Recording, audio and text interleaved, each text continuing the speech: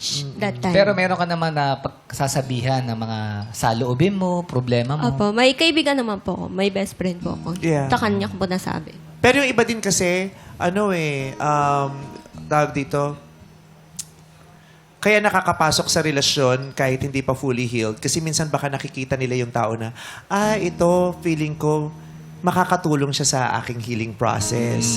Ito yung taong to, baka katiwa-tiwala to at sasamahan niya ako sa journey ko towards healing. At yung lalaki aware din naman na, di ba? Kahit alam niya hindi pa siya, sige, sasamahan kita. Di ba? Tutulungan kita. Di ba lagi natin naririnig yung na linya sa mga palabas? Tutulungan kita hanggang sa tuluyan Maging ka buo ng ka ulit. buo ka ulit. Di ba? Yes. At sasamahan kita mula sa yung pagkakadurog hanggang sa panahon na buong-buo ka na ulit. Yung mga ganon. At saka, hindi rin naman namin alam kasi kung gaano ka katuliro ng mga panahon na yon, gaano ka kalungkot at kinakailangan mo ng katulad niya para makaramdam ng buhay ulit. Kasi minsan pumupunta ka sa isang sitwasyon na parang patay ka na, di ba? Yes. Pero may isang tao na magpaparamdam sa'yo ng buhay. Parang Yes. may magre-revive sa'yo. Tapos pag Correct. nakita mo yun, mas gusto ko dito kasi maliwanag dito eh. Ang dilim-dilim dun eh.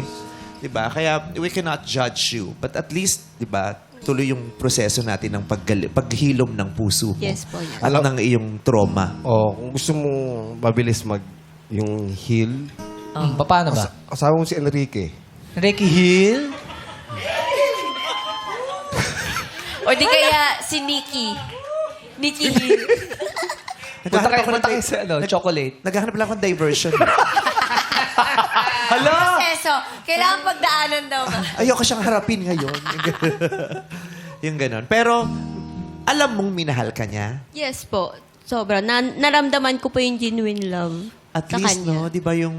Isa rin sa ano mo yun, mapagmamalaki mo na naparamdam mo naman sa kanya eh.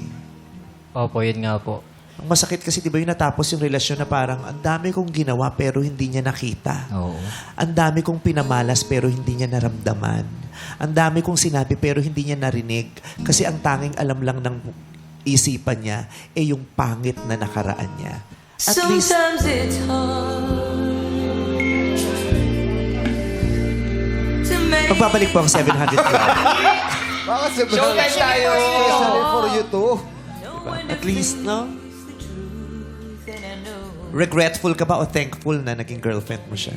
Thankful po ako, syempre. Kasi hindi naman po talaga sa kanya yung problema eh. Mabait Yeah. naman po siya, Yeah. parang maalagain. Ang problema lang po talaga is yung past niya. Parang, syempre, trauma po. So, ako talaga po yung mag-a-adjust para sa kanya. Which is, okay naman po sa akin kasi po, parang nung niligawan ko po siya is, pinuprove ko po talaga. Like, gusto ko i-prove sa'yo na worth it tong love na to. Na parang mag-heal ka dito. Yun po. Yeah. Hindi mo mga masisisi yung mga nag-let go kasi talaga napagod, di ba? Yes. Nainip, napagod, di ba? Pero saludo ako dun sa mga kapartner sa buhay na sumasama hanggang sa dulo ng laban. Kahit nahihirapan na rin sila, isinasama nila yung sa journey ng buhay nila, yung journey ng healing ng partner nila. Diba? Yung I will hurt with you and for you. Yes. I will cry with you and for you. Team kasi sila Yeah, eh. team. Diba? Parang Team tayo. Team. Team effort. Yeah.